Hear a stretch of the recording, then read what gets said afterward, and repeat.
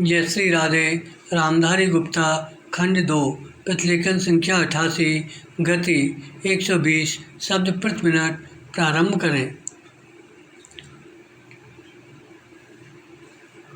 महोदय, हमें आवश्यकता है ऐसे संवेदनशील पर्यावरणीय न्यायालयों और न्याय प्रक्रिया की जिसमें सामाजिक प्रतिबद्धता और सतत विकास दोनों संभव हों। सभी प्रक्रियाओं को तेज करने, मॉनिटर करने और निगरानी के लिए एक शक्तिशाली उत्प्रेरक पर्यावरणीय लोकपाल पद्धति की आवश्यकता है जो पर्यावरण सुरक्षा के सक्रिय प्रहरी की भूमिका निभा सके और जिसमें उच्चतम न्यायालय के अतिरिक्त अन्य न्यायालय का हस्तक्षेप न हो सके, जो राजनीतिज्ञों की पहुंच के बाहर हो। सामाजिक कार्यकर्ता और दीन से दीन आदिवासी भी जिस तक आसानी से पहुंच सके तथा जो जनता और संसद के प्रति उत्तरदायी हो।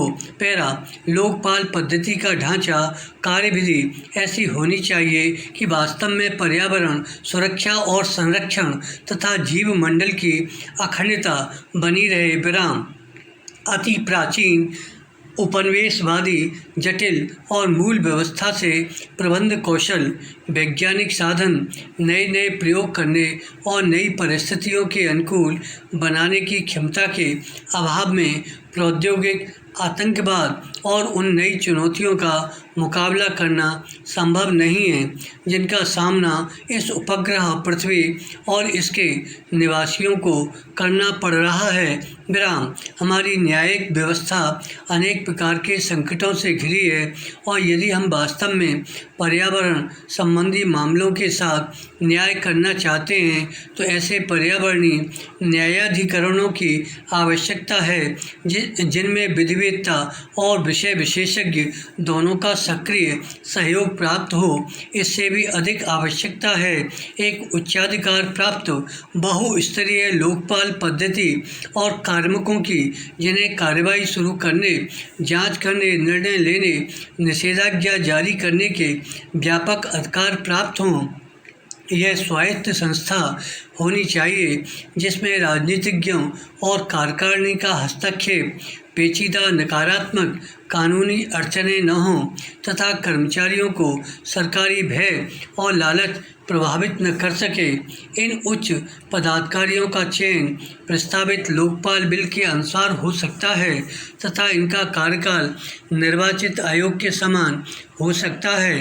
विराम पैरा आम नागरिकों और सामाजिक कार्यकर्ताओं के लिए इन उच्चाधिकारियों तक पहुंचने में कठिनाई नहीं होनी चाहिए और आवश्यकता पड़ने पर उन्हें निःशुल्क कानूनी सहायता उपलब्ध कराई जानी चाहिए। सूचना प्राप्त करने की स्वतंत्रता अमेरिका के कानून की तरह स्पष्ट हो और कानून लागू करने का सांविधिक अधिकार इन अधिकारियों को प्रदान किया जाए ताकि इसके अभाव में पर्यावरणीय न्यायालय संस्था का नैतिक पतन न हो। पूर्ण न्याय दिलाना मुख्य उद्देश्य होना चाहिए, न कि केवल आदेश जारी करना। दीवानी न्यायालयों के सामान्य अधिकारों के अतिरिक्त अन्य अधिकार और कानूनों का उल्लंघन करने वालों के लिए दंड का उल्लेख भी इस कानून में किया जाना चाहिए। न्यायपाल का, कार्यपाल का तथा प्रशासकों सभी को लोकपाल तथा पर्यावरण न्यायालयों की सहायता करनी होगी। इसके लिए शायद संविधान में संशोधन आवश्यक होगा। इस विषय में सभी राजनीतिक दलों के सहमत होने के बाद संविधान कोई कठिन समस्या नहीं होगी।